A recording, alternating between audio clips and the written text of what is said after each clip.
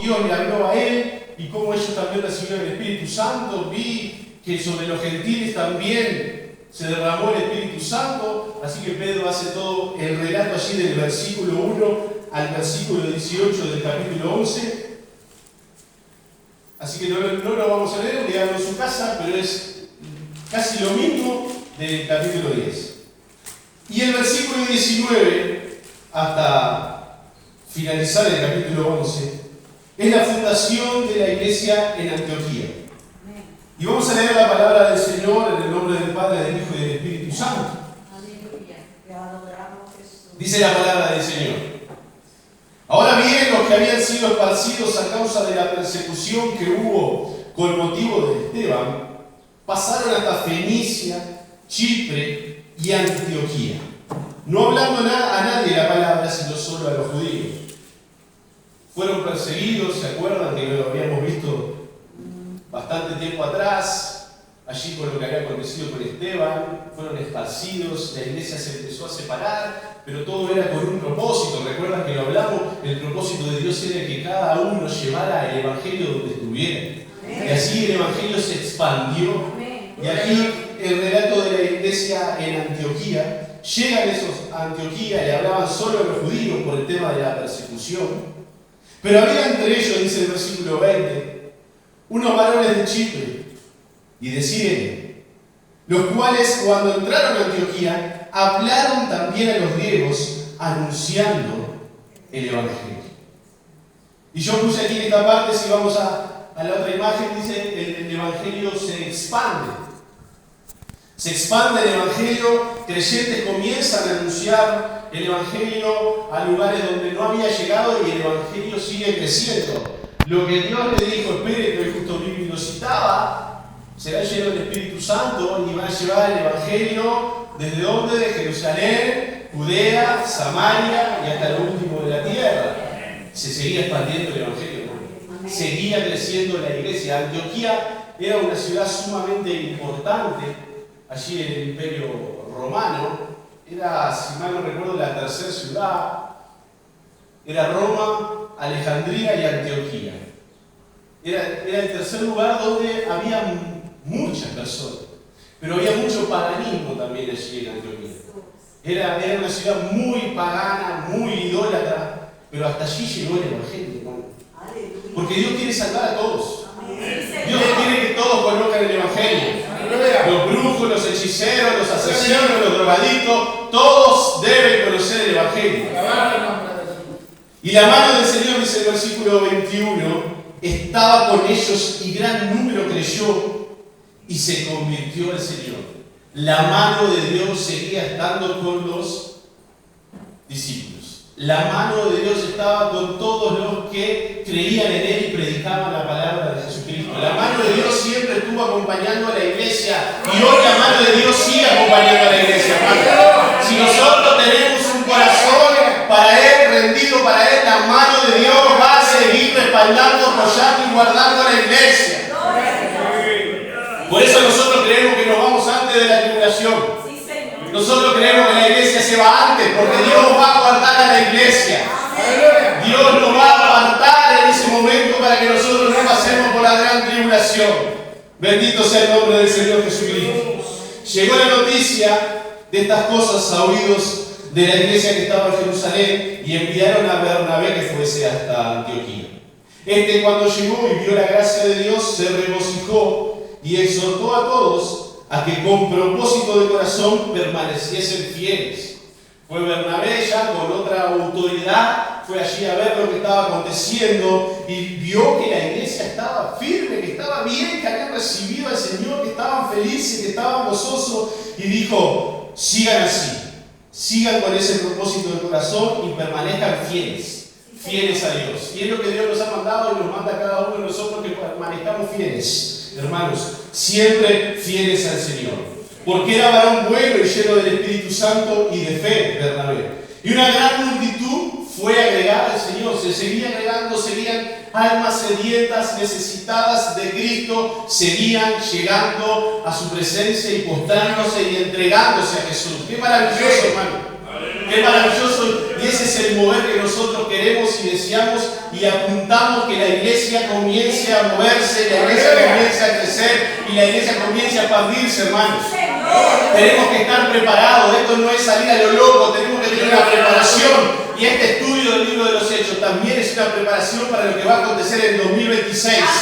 Donde las almas se van a seguir agregando a la iglesia, porque yo lo creo. Almas van a venir agregándose a la iglesia. Como vimos llena la iglesia el otro día, va a estar la iglesia llena, hermano, llena, va a estar, créalo. Créalo de corazón que eso va a acontecer, que eso va a suceder. Después fue Bernabé a Tarso para buscar a Saulo y hallándole le trajo a Antioquía. Y se congregaron allí todo un año con la iglesia y enseñaron a mucha gente y a los discípulos. Miren qué interesante esto, yo lo había mencionado en varios estudios atrás. Se les llamó cristianos por primera vez allí en Antioquía. ¿Y qué es el cristiano? Hoy en día nosotros decimos soy cristiano. Es una definición simple, la del cristianismo. Pero es una definición que aplicamos en nuestra vida. Es seguidor de Cristo, simple. Cristiano es seguidor de Cristo. Pero si hoy nos preguntásemos nosotros, o les preguntan a ustedes, me lo pregunto a mí también, ¿verdaderamente soy un seguidor de Cristo? ¿Verdaderamente estoy haciendo lo que mi maestro me enseñó? Porque seguidor de Cristo significa el maestro es nuestra imagen y nosotros tenemos que reflejar la imagen del maestro. Lo que aprendemos lo absorbemos y lo entregamos. Lo que recibimos lo damos. De la manera que el maestro se maneja, nosotros lo tenemos que manejar de la misma manera. Eso es ser un cristiano. Eso es ser un verdadero seguidor de Cristo. Y por primera vez allí en Antioquía se les llamó cristianos. Esto recuérdenlo para alguna preguntita. En algún momento a los jóvenes, recuérdenlo, ¿qué ciudad fue que se llamó por primera vez cristianos? En aquellos días unos profetas descendieron de Jerusalén a Antioquía y levantándose uno de ellos llamado Agabo, daba a entender por el Espíritu que vendría una gran hambre en toda la tierra habitada, la cual sucedió en tiempo de Claudio. Entonces los discípulos, cada uno conforme a lo que tenían, determinaron enviar socorro a los hermanos que habitaban en Judea, lo cual en efecto hicieron enviándolo a los ancianos por mano de Bernabé y de Saulo, y esa era la función también de la iglesia, ayudar a los necesitados, ayudar a los que estaban pasando mal. Iba a venir un tiempo de hambre, llegó el tiempo de hambre y la iglesia estuvo sustentando y solventando a los más necesitados. Amén. Amén. Vamos al capítulo 12, que este capítulo 12 es maravilloso.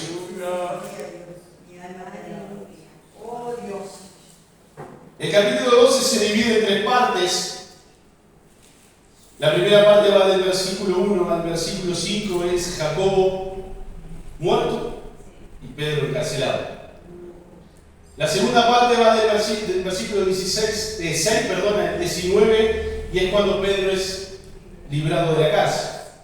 Y los últimos versículos del 20 al 25 es la muerte de Herodes Agripa. Este capítulo 12, hermanos, yo trataré de ser breve. Recuerden que los estudios los extendemos un poquito más, pero trataré de ser breve porque tiene mucha riqueza. El capítulo 12 tiene mucha riqueza y tenemos que absorberla, hermanos, retenerla, guardarla en nuestra mente, que descienda en nuestro corazón y creer en Dios. Este capítulo nos da una fe y una confianza, hermano, de que no importa la situación que nos encontremos, Dios va a estar allí para rescatarnos. Siempre va a estar Dios allí para rescatarnos. Leemos la palabra del Señor. Versículo 1. En aquel mismo tiempo, el rey Herodes, este era Herodes Agripa, vieron que puse allí muerte de Herodes Agripa, allí en el bosquejo. Este era Herodes Agripa, nieto de Herodes el Grande. Herodes el Grande fue el que quiso matar a Jesús y hizo la matanza allí de todos los niños cuando los reyes no le revelaron dónde estaba Jesús. Y dijo, bueno, voy a matar a todos los de 2 años para abajo por las dudas. Un asesino. Este era el nieto. Cuando murió Herodes el Grande, recuerdan que un ángel se le aparece a José y le dice, vuelve, tranquilo, que ya murió el que te estaba persiguiendo. Allí toma el mando después Herodes Antipas. Antes de Herodes Agripa era Herodes Antipa, que era sobrino de Herodes el Grande. Información, porque es importante que nosotros entendamos. Entendamos. Y acá aparece Herodes el Grande, porque aquí la Biblia dice Herodes, y muchas veces hay confusión de que Herodes es. Por eso es interesante que nosotros aprendamos que Herodes es el que está hablando. Herodes Agripa, que estamos aquí, estaba muy bien visto, estaba trabajando bien, gobernando bien. ¿Pero por qué estaba trabajando bien? Porque estaba haciendo trabajo bien para los romanos y estaba haciendo trabajo bien para los judíos. Entonces todos estaban contentos con Herodes Agripa. Y se empezó, como decimos aquí en Uruguay, se empezó a endulzar y dijo, bueno, yo voy a seguir ganando un poco más de popularidad. Yo quiero que la gente siga viendo que yo estoy haciendo lo que ellos quieren. Entonces dijo, voy a agarrar a lo que los judíos quieren que estén encerrados. A los que los judíos persiguen, yo los voy a detener para que los judíos queden contentos. Y aquí la palabra dice que echó mano a algunos de la iglesia para maltratarles. Primero agarró a algunos, los comenzó a maltratar, y luego de eso dice, mató a espada a Jacobo, hermano de Juan. Una figura sumamente importante del Evangelio en aquel tiempo, como apóstol de Dios, como apóstol de Jesucristo. Jacobo, que era parte de esa Trinidad íntima de Jesús, que recuerda que eran Pedro, Jacobo y Juan, que estaban en el círculo íntimo de Jesús. No se habla por qué lo mata, no se habla el motivo, pero sin lugar a dudas lo mata porque Jacobo era una figura preponderante en ese tiempo. Entonces dijo, yo voy a agarrar a que es una figura importante, lo voy a matar para que los judíos queden contentos. Y eso fue lo que sucedió. Jacobo termina siendo el primer apóstol en morir. Primer apóstol. Ya estaba la muerte de Esteban, recuerden, pero el primer apóstol en morir fue Jacobo, el hermano de Juan. Y los judíos quedaron todos locos de la vida, contentos. Y dijo, y viendo que esto había agradado a los judíos, procedió a prender también a Pedro. Eran entonces los días de los panes sin levadura. Aquí estamos para que entiendan más o menos la época, 8 años después de lo que sucedió con Esteban, más o menos. La muerte de Herodes Agripa está documentada, que termina aquí el capítulo hablando de la muerte de Herodes Agripa, en el 44. En el año 44 después de Cristo, Herodes Agripa es que muere. Así que estamos situados en esa época, en el año 44 después de Cristo. Y dice, y bien habiéndole tomado preso, lo puso ¿en dónde? ¿Lo puso en dónde? Lo toma preso y lo coloca en la cárcel a Pedro, entregándole a 4 grupos de 4 soldados cada uno para que le custodiasen, y se proponía sacarle al pueblo después de que fuera la Pascua. Imaginémonos, hermanos, vieron que a mí me gusta entrar y tratar de meternos en la historia y en lo que está aconteciendo. Matan a Jacobo. Antes habían maltratado a algunos cristianos. Matan a Jacobo y luego meten preso a Pedro. ¿Qué situación para la iglesia? Matan al líder, a uno de los líderes, y al otro líder lo meten preso. Y Pedro ya era el líder allí de la iglesia. Matan a uno de los líderes y al otro lo meten preso. ¿Cómo nos encontraríamos nosotros hoy frente a una situación así? Persecución, maltrato, los demás festejando, muertos. A Jacobo lo mataron, lo degollaron, a filo de espada. Esa es la manera que lo mataron a Jacobo. Y todo el mundo viendo eso. El mundo festejando eso. El mundo aplaudiendo eso. Y la iglesia sufriendo. Y la iglesia padeciendo. Y la iglesia llorando a su hermano que habían matado. Y la iglesia llorando porque su hermano estaba preso. Pero en el momento de persecución, de muerte y de encarcelamiento, la iglesia nunca, hermanos, nunca olvidó cuál es una de las armas más grandes que tenemos como iglesia, que es la oración, hermanos. La iglesia se mantuvo fuerte, se mantuvo firme, orando por la vida de Pedro. El 5 dice, así que Pedro estaba custodiado en la cárcel, pero, ¿qué dice? La iglesia hacía sin cesar oración a Dios por él. La iglesia hacía sin cesar oración a Dios por él. Esa palabra sin cesar en el griego no significa sin cesar, significa fervientemente. La iglesia hacía oración fervientemente por la vida de Pedro. Persecución, muerte, encarcelamiento, maltrato, pero la iglesia seguía de pie fervientemente orando por la vida de Pedro. Cuando a ti te persigan, cuando a ti te ataquen, cuando a ti te lastimen, cuando a ti te injurien, cuando a ti te insulten, cuando a ti te digan cualquier tipo de cosa, no le hagas caso y ponte en la presencia de Dios a orar fervientemente, que ahí va a llegar Dios a defenderte. La iglesia conocía el poder de Dios. Nosotros conocemos el poder de Dios. Recurramos al que tiene poder y no recurramos a nuestras fuerzas. Nosotros con fuerza podemos hacer cualquier cosa, pero no van a tener el objetivo que Dios quiere. Nuestras fuerzas son insignificantes delante del poder de Dios. Nosotros no nos vamos a enfrentar con el mundo con las armas que el mundo tiene. Nosotros nos vamos a enfrentar con el mundo con la armadura y el poder que tenemos de parte de Dios. Así la iglesia tiene que enfrentar los problemas, hermanos, en oración. Pedro custodiado, Pedro encarcelado, y la iglesia hacía sin cesar, fervientemente, vehementemente, la iglesia seguía orando.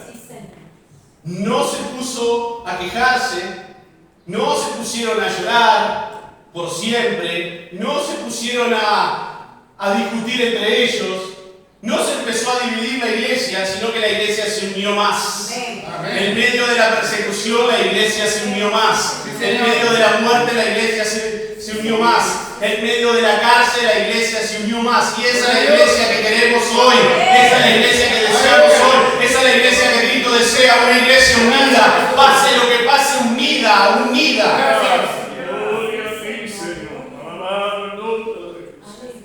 Pedro estaba custodiado por 4 grupos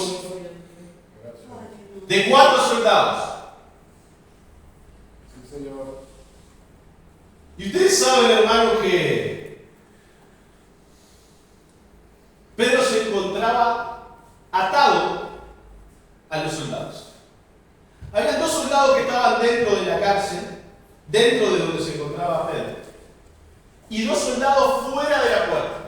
¿Qué había pasado con Pedro en el capítulo 5? Si alguno lo recuerda. Pedro ya había sido liberado por un ángel.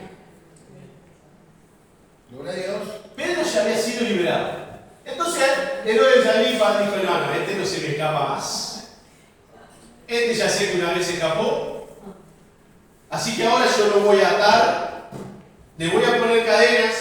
Las cadenas de un lado y del otro va un soldado que va a estar encadenado y el otro soldado encadenado también. Y le voy a poner 2 en la puerta, no se escapa ni loco. No lo saca nadie de acá. A ver quién lo saca ahora. 4 turnos durante 24 horas constantemente custodiando a Pedro. Yo leía y estudiaba cómo era la forma que tenían los romanos para custodiar. Y mismo en cada una de las guardias se cambiaban los soldados de adentro con los que estaban en la puerta para que no se durmieran. No podía dormido. Nadie podía escaparse de ahí. Imposible que se escapara. Humanamente es imposible. Y dice en el versículo 6, y cuando Herodes le iba a sacar aquella misma noche, estaba Pedro durmiendo entre dos soldados, sujeto con dos cadenas, y los guardas delante de la puerta custodiaban la cárcel. ¿Qué estaba haciendo Pedro? Durmiendo Pedro. Y esto yo recuerdo que lo dije. Durmiendo. No, pero no lo estoy diciendo durmiendo para pensar que estaba durmiendo espiritualmente. Pedro estaba tan tranquilo que podía dormir tranquilo porque confiaba en Dios. Amén. Si hoy a nosotros nos pasa eso, yo no duermo toda la noche.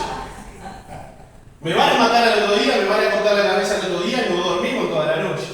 Pedro tenía tal confianza y seguridad en Dios que podía descansar en medio del encarcelamiento. Entre los cepos, entre las cadenas, Pedro podía descansar porque estaba seguro y creía en el Dios que tenía. Porque él lo había experimentado de cerca, porque él había palpado a Jesucristo. Y como decíamos el otro día, él había estado en los momentos más importantes. Esto para Jesús no es nada. Entonces yo descanso confiado en Dios, porque sé que Dios si quiere me saca, y si no quiere no me saca, pero estoy en su voluntad. Y tú tienes que decir eso cuando estás en problema. Dios si quiere me saca este problema, y si no lo quiere no me saca, pero yo, Señor, digo, hágase tu voluntad, hágase tu voluntad y no la mía, porque confío en ti, mi Jesús. Sí, Señor. Y él estaba tranquilo, encadenado, preso, mañana te cortan la cabeza, y él estaba descansando, y vino el ángel y lo toca: Pedro, despertate. Se presentó un ángel del Señor. Una luz resplandeció en la cárcel. Cuando la presencia de Dios aparece, resplandece todo, hermano. Tú puedes estar preso, metido en lo más profundo de la oscuridad espiritual. Imagínate que te encuentras, pero allí en la profunda oscuridad espiritual en la que estás, va a resplandecer la luz de Cristo cuando Él llegue a tu presencia. Gracias. Resplandece la luz en medio de la cárcel. ¿En dónde estás metido? ¿En qué situación te encuentras? ¿Qué te tiene preso? ¿Qué te tiene encarcelado? Ora para que la luz de Cristo resplandezca allí donde tú estás. Y tocando a Pedro, lo tocó. No se despertaba Pedro, estaba tranquilo. Y tocando a Pedro en el costado le dijo: despertate, Pedro, dale. Le despertó. Aquí dice la palabra que le despertó el ángel. Resplandeció la luz y Pedro seguía durmiendo. El ángel lo tiene que tocar para que Pedro reaccione. Qué confianza en Dios, hermano. Qué confianza, porque aquí no está hablando que estaba dormido espiritualmente, que estaba desconectado de Dios. No, eso demuestra confianza de Pedro. Confianza y seguridad en Dios. Y le dice: levántate, Pedro, levántate pronto. ¿Y qué pasa cuando el ángel le dice levántate pronto? Las cadenas se le cayeron de las manos. Cepo, hermanos, cepos. No son como las esposas que se usan en este tiempo. Eran cepos grandes, fuertes, imposibles de abrir humanamente. Tenían que tener la llave indicada para abrir, pero Dios tiene la llave indicada para abrir todo. La llave maestra la tiene Jesús. La llave maestra la tiene Jesucristo, hermano, de toda puerta, de toda cadena, de toda atadura. Él tiene la llave. Él la tiene. Pero aquí no dice que el ángel le abrió las cadenas. ¿Qué dice? Se le cayeron. Se le cayeron las cadenas. El poder de Dios va a hacer caer esas ataduras que tú tienes en tu vida, hermano. El poder de Dios va a hacer que eso caiga, eso que te tiene prisionero, te suelte y tú quedes libre. Tienes que creer lo que tú puedes ser libre y confesar a otros que Dios te hizo libre, que te rescató. Así como quedó registrado estos milagros y cientos de milagros en la Biblia, nosotros también tenemos que contarle al mundo los milagros que Dios ha hecho y que seguirá haciendo con cada uno de nosotros. Las cadenas se le cayeron de las manos. Pedro ahí entre dormido se despierta, no entiende nada que es Pedro, y lo vamos a ver ahora. Pedro no estaba entendiendo nada de lo que estaba aconteciendo. Lo que sí entendió que de repente fue libre. ¿Y esto qué nos da a entender, hermano? Que nuestro entendimiento no es capaz de entender a Dios. Nuestra mente no es capaz de entender a Dios. Nosotros muchas veces queremos comprender a Dios por nuestra sabiduría y por nuestro entendimiento. Y Dios no nos va a mostrar y revelar más de lo que Él quiera. Nuestro conocimiento es básico y todo conforme a lo que Dios nos quiso revelar. Nosotros nunca vamos a entender más de lo que Dios nos quiere revelar.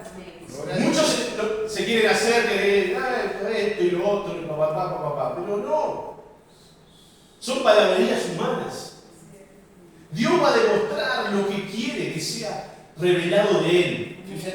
Y Pedro no entendía nada, y nosotros hay veces que no tenemos que entender. Nosotros solo tenemos que creer. Nosotros tenemos que confiar. Y nosotros tenemos que caminar. No entiendo lo que pasa, no entiendo a dónde me lleva, pero sé que tú me estás llevando, Señor. Gloria a Dios. Entonces yo no quiero entender, solo quiero hacer tu voluntad. Yo no quiero entender lo que pasa ni lo que va a pasar, solo quiero ir en tus manos y que tú me vayas revelando lo que va a pasar en el camino. Y tú me vayas hablando, tú me vayas usando en el camino. No es necesario entender a eso. Es necesario creer. Creer siempre. Siempre. ¿Y el ángel qué le dice en el versículo 8?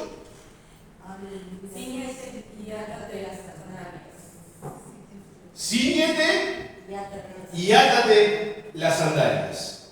Y lo hizo así. Y le dijo, envuélvete en tu manto y sígueme. ¿Por qué el ángel no le puso la sandalia? ¿Por qué el ángel no le puso la ropa? ¿Por qué el ángel no le puso el manto por arriba? ¿Lo podía haber hecho el ángel? Sin duda que sí. ¿Por qué cree que no lo hace? Porque hay cosas que Dios demanda de nosotros que tenemos que hacer. Esto no es me quedo sentadito y hacer lo que vos quieras, Señor, y cuando tenga ganas lo hago, y cuando no tenga ganas lo hago, y cuando no. Dios va a hacer las cosas que tú no puedes hacer ni yo puedo hacer. Pero las cosas que nosotros podemos hacer las tenemos que hacer. ¿Y me están entendiendo? Predicar el Evangelio lo tenemos que predicar. No le tenemos que pedir permiso a nadie para predicar el Evangelio lo tenemos que predicar. Servir a Cristo tenemos que hacerlo, no tenemos que pedirle permiso a nadie. Sabemos estar en la iglesia ordenadamente, como siempre, sirviéndole a Él. Pero no tenemos que pedir permiso al mundo, no necesitamos pedirle permiso a nadie. Hay cosas que nosotros tenemos que hacerlas. Dios va a hacer lo que no podemos, pero lo demás lo tenemos que hacer. Porque Dios llama a hombres y mujeres activos, trabajadores, fervientes, intercesores, que se pongan en la brecha, que luchen, que peleen. Dios no llamó a nadie nunca a lo largo de la historia bíblica que estuviera durmiendo. Nunca llamó a nadie durmiendo. A todos los que llamó, todos estaban trabajando o haciendo algo, estaban siendo forzados, todos estaban haciendo algo. Todos. Y el ángel le dice, dale Pedro, despertate, vestite, ponete la sandalia. Y sin entender mucho, Pedro obedeció. Sin entender mucho, tenemos que obedecer. Sin entender mucho, tenemos que obedecer. Repito, para que quede grabadito, no tenemos que entender todas las cosas, tenemos que creer y obedecer. Y le dijo, envuélvete tu manto y sigue.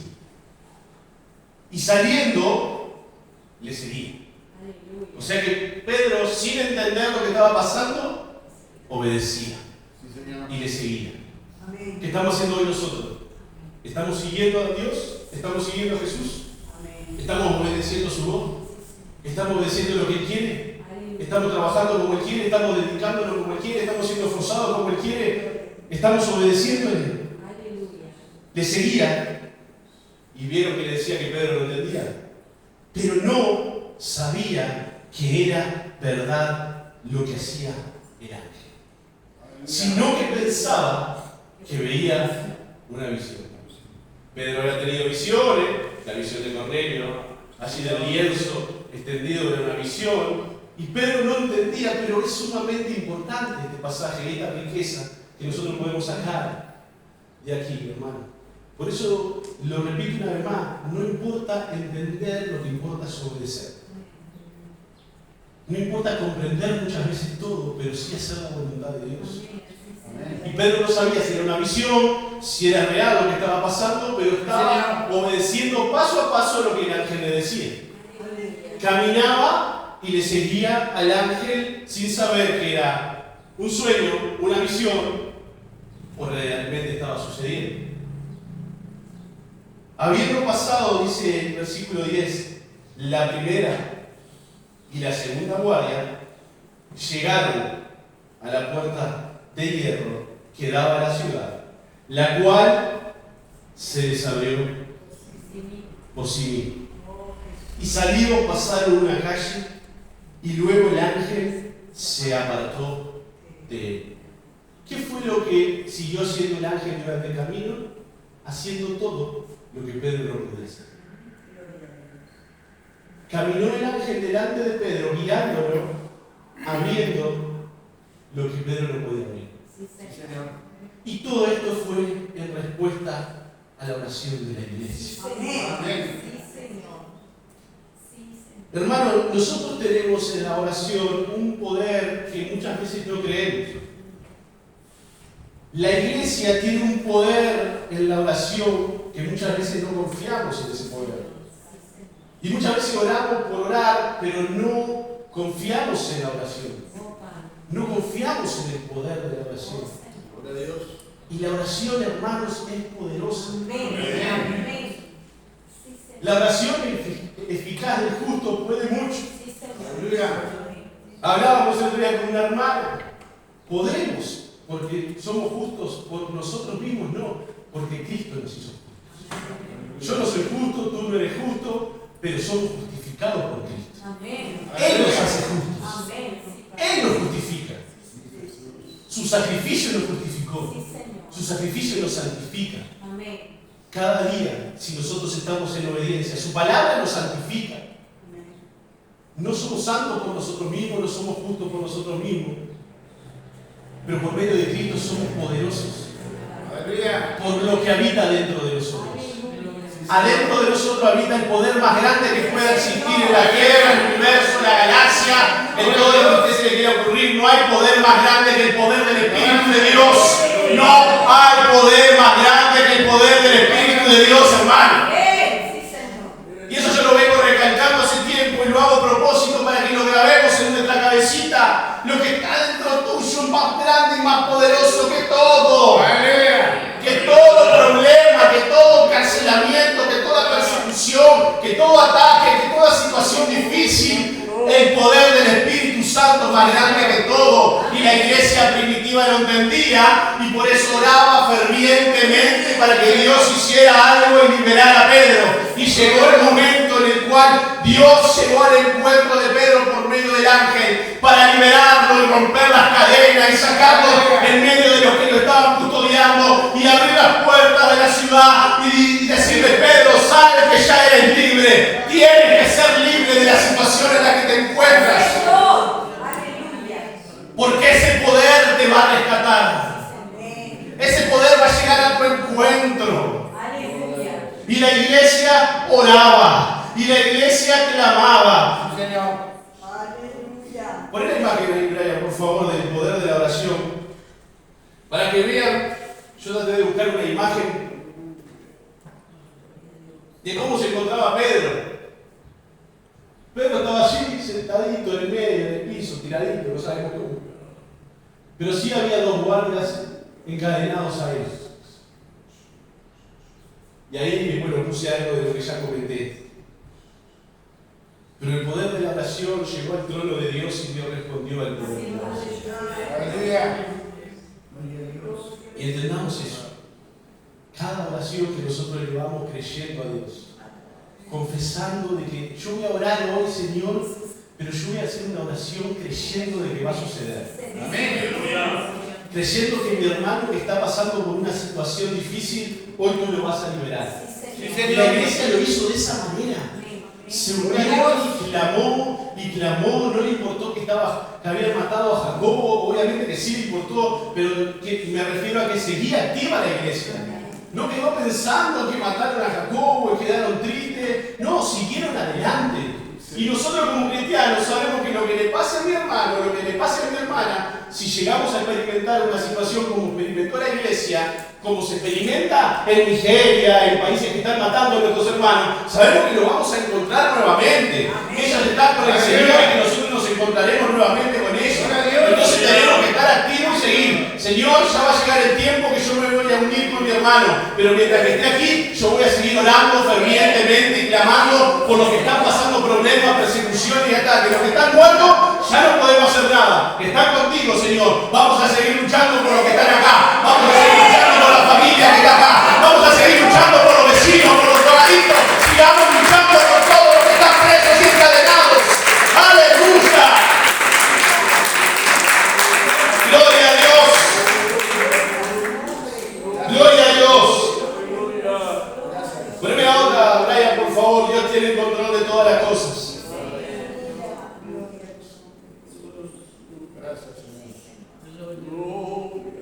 Habiendo pasado la primera y la segunda guardia, llegaron a la puerta de hierro que daba a la ciudad, la cual se les abrió por sí misma. La palabra allí por sí misma en griego, ¿saben qué palabra es? Autónomos. Automáticamente se abrió la puerta. Y yo buscaba una imagen allí de un portón que ahora con controlcito lo abrimos, lo cerramos tan fácilmente. Y Dios traía a mi corazón y Dios tiene el control de todo. Sí, Señor. Amén. Sí, Señor. Dios tiene el control. Amén.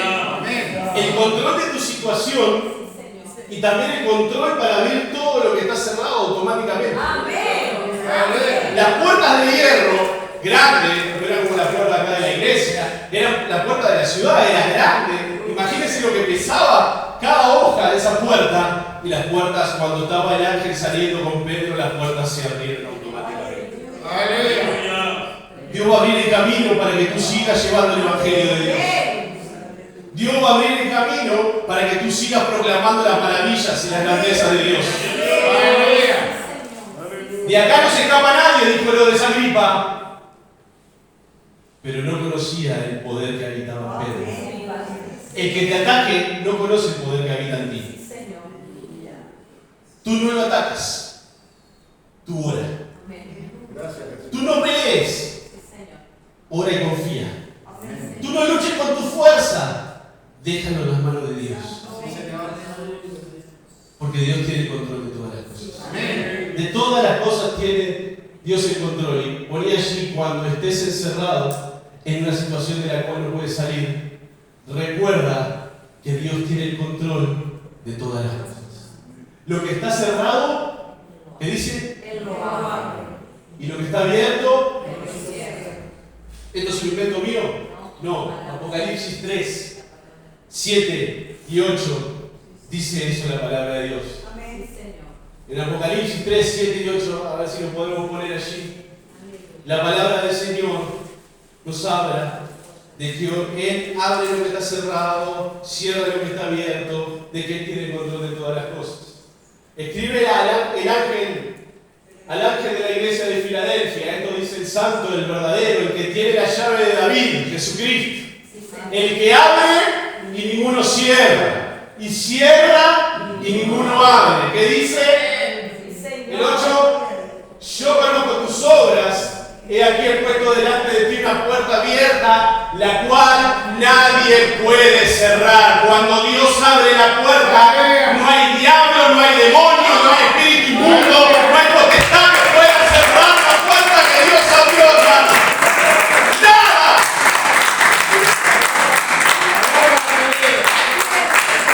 Porque aunque tienes poca fuerza, has guardado mi palabra y no has negado mi nombre, hermano. Él tiene la llave, Él cierra y queda cerrado, Él abre y queda abierto para que la iglesia marche, para que la iglesia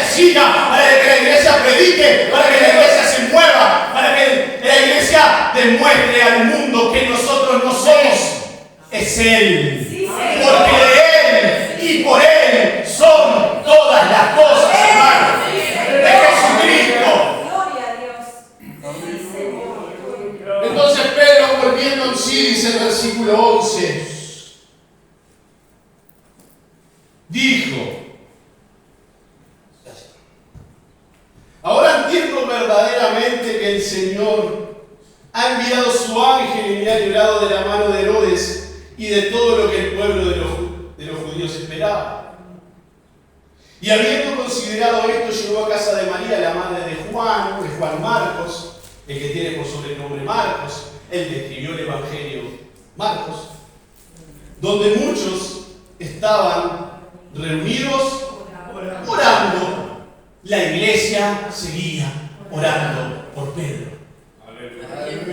Y en medio de que la iglesia oraba, la respuesta llegó a la iglesia. Cuando llamó Pedro a la puerta del patio, toca Pedro la puerta, salió a escuchar una muchacha llamada Rode, la cual cuando reconoció la voz de Pedro, se puso contenta, pero ¿qué hizo? No abrió la puerta, sino que volvió para adentro y le dijo a los hermanos que estaban allí con él: Pedro está a la puerta. ¿Y por qué no le abriste? Y ellos le dijeron: estás loca. Es imposible que Pedro esté a la puerta. Si Pedro estaba preso. ¿Qué estás diciendo, mujer? Tú viste cualquier cosa. Pero ella aseguraba que así era. Y los demás decían: no es Pedro. Pedro está preso, no lo va a sacar nadie de la cárcel. La iglesia oraba, pero le faltaba fe. Porque si la iglesia está orando y viene la respuesta, tiene que decirle: abrir la puerta enseguida que queremos recibir la respuesta de la oración. Entonces le faltó un poquito de fe, como nos pasa a todos nosotros, no nos vamos a cuestionar a ellos. Yo estaría peor en esa situación. Y dice: vos estás loca. ¿Qué estás diciendo? Pero es él, es Pedro, yo escuché su voz. Y le insistieron, que ellos decían: está loca no debe estar, debe ser su ángel. Y aquí capaz que hay una complicación. Los judíos tenían una creencia que todos tenían un ángel igual a uno mismo. O sea que yo tengo un ángel igualito a mí, pobrecito el ángel, y cada uno de ustedes tenían un ángel igual. Esa es la creencia de los judíos. Entonces por eso es que le dicen eso. Aquí la palabra no inventa cosas, era la creencia que tenían los judíos. ¿Estás segura que es él? Sí, escuché la voz, pero ¿será él? Sigue él. No, debe ser su ángel. Esa es la respuesta que le dan. Mas Pedro persistía en llamar: hermano, estoy acá, ábranme. Soy yo, soy Pedro, el que estaba preso. Insistía Pedro. Persistía, dice la palabra. O sea que estaban en un debate adentro y no le abrían la puerta a Pedro. Persistía Pedro. ¿Me van a abrir o no me van a abrir? Miren que me van a perseguir. Y Pedro seguía ahí afuera esperando. Y cuando abrieron, le vieron y quedaron atónitos, sorprendidos. No podían creer que Pedro estaba allí, a la puerta. Creamos en el poder del Dios que tenemos. Creamos que cuando oramos vamos a recibir la respuesta conforme a Dios. No dudemos. Confiemos en que la respuesta va a llegar en un momento y nos va a golpear a la puerta. La respuesta a tu necesidad, a tu pedido, en cualquier momento va a golpear a tu puerta. Porque tú persististe orando y fervientemente has orado durante tiempo. En un momento de esto va a llegar la respuesta y te va a tocar: aquí estoy. Esta es la respuesta que necesitas. Esta es la respuesta que querías. Tus hijos convertidos, tu familia convertida, tu esposo convertido. Esa es la respuesta que en un momento de esto te va a golpear a la puerta y tú te vas a regocijar por eso.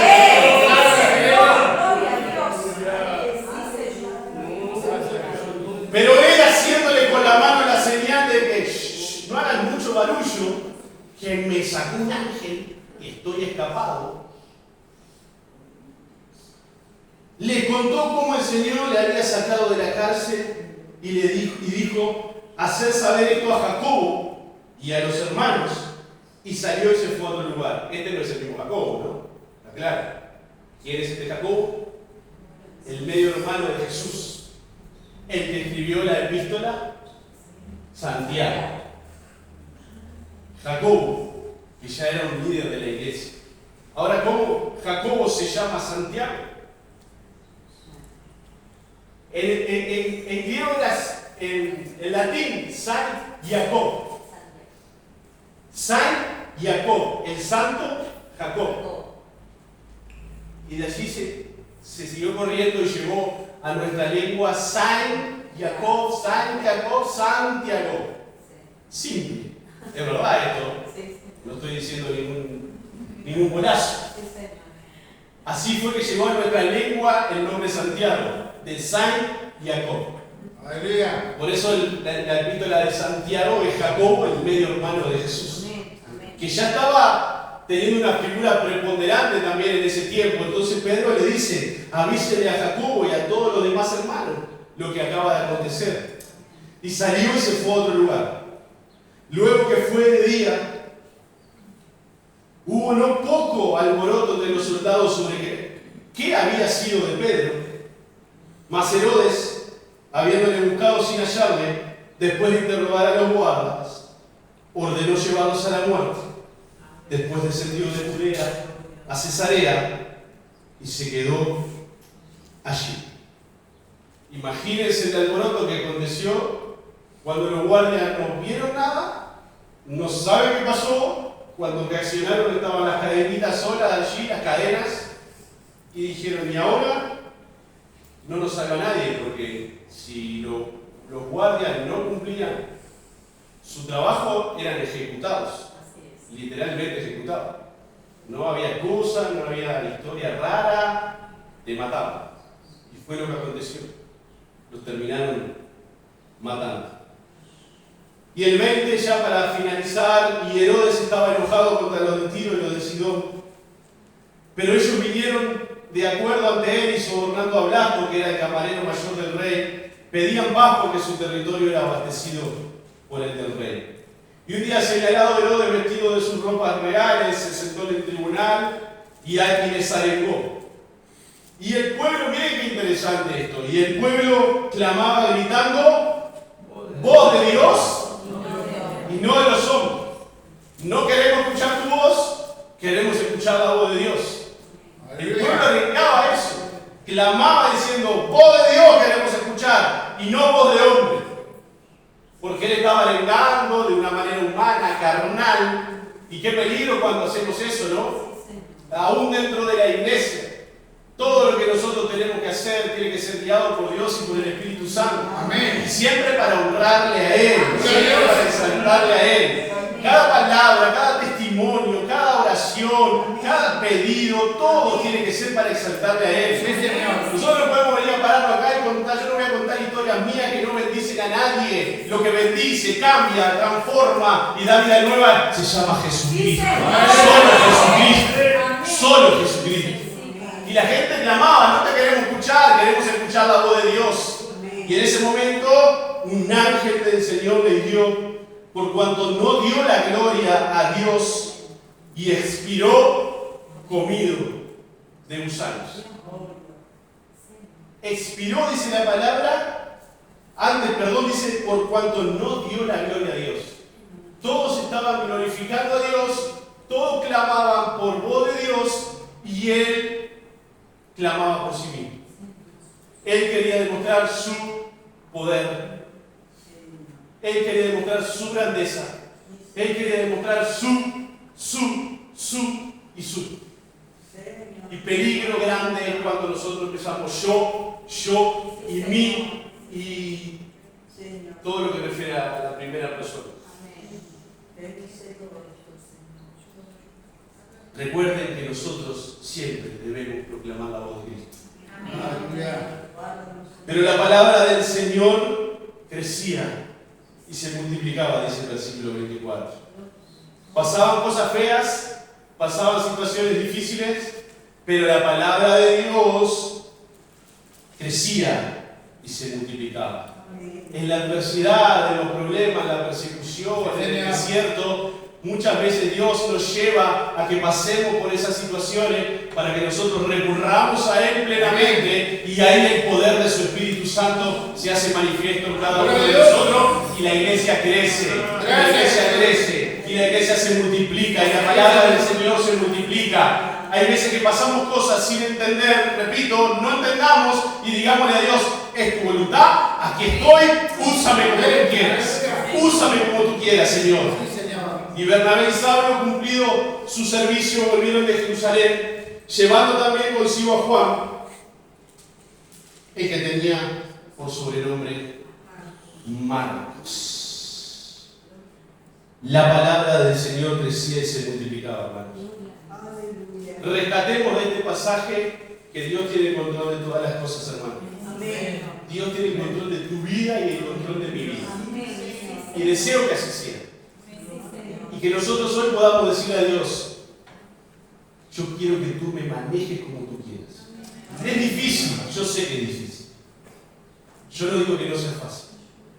Pero los aliento a que prueben cada día decirle, Señor, no quiero hacer lo que yo quiero entender lo que tú quieres hacer por mí. Quiero entender tu propósito, quiero entender tu camino, quiero entender tu voluntad. Quiero entender para qué me llamaste, quiero entender por qué me rescataste, quiero entender para qué me quieres usar. Eso debemos decírselo al Señor cada día. Tu voluntad y no la mía, Señor.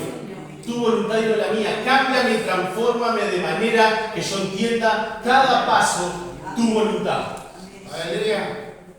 Para ver la iglesia crecida y que la palabra de Dios crezca, recordemos que Dios tiene control, que tenemos que hacer su voluntad, tenemos que obedecerlo, hermano, tenemos que caminar conforme a Él y tenemos el poder de la oración en nuestras manos. El poder de la oración la tenemos en nuestras manos, hermanos. Dios nos ha dado esa maravillosa comunión con Él en el cual nosotros oramos, Él nos escucha y responde conforme a su propósito. Entonces aprovechemos y ya de paso los aliento a que nos esforcemos ya desde a partir de esta semana a poder venir los martes a la oración. Los alentamos que puedan venir los martes, hermano, es sumamente necesario. Yo sé que a algunos se les complica, pero también sé que algunos pueden. Y los aliento a que den ese esfuerzo. Den ese esfuerzo porque la oración cambia el rumbo de nuestra vida. Y oramos todos los días en nuestro hogar, sí, obvio, debemos hacerlo. Ya es una norma para nosotros orar todos los días. Pero cuando venimos aquí a la iglesia los martes, nos unimos con nuestros hermanos, sabemos lo que le pasa a nuestros hermanos, conocemos lo que le pasa y nos unimos en oración y ahí el Espíritu Santo se mueve de manera maravillosa. Hemos tenido respuestas una y otra vez de oraciones, hermano. Estrella que no puede llegar, la nombro pidiéndole perdón que no puede llegar, pero siempre está todos los martes mandándome oración. Recuerden tener oración, yo voy a estar orando lo que pueda, pero recuerden este pedido, este otro pedido, este otro pedido, y así se mueve la iglesia, hermano. Así se mueve la iglesia. Si no puedes llegar, haz lo que hace Estrella, pero si puedes estar, esfuerzo. Queremos llegar a ser una iglesia renovada por el Espíritu Santo, llena del Espíritu Santo, con el poder del Espíritu Santo, como la iglesia primitiva,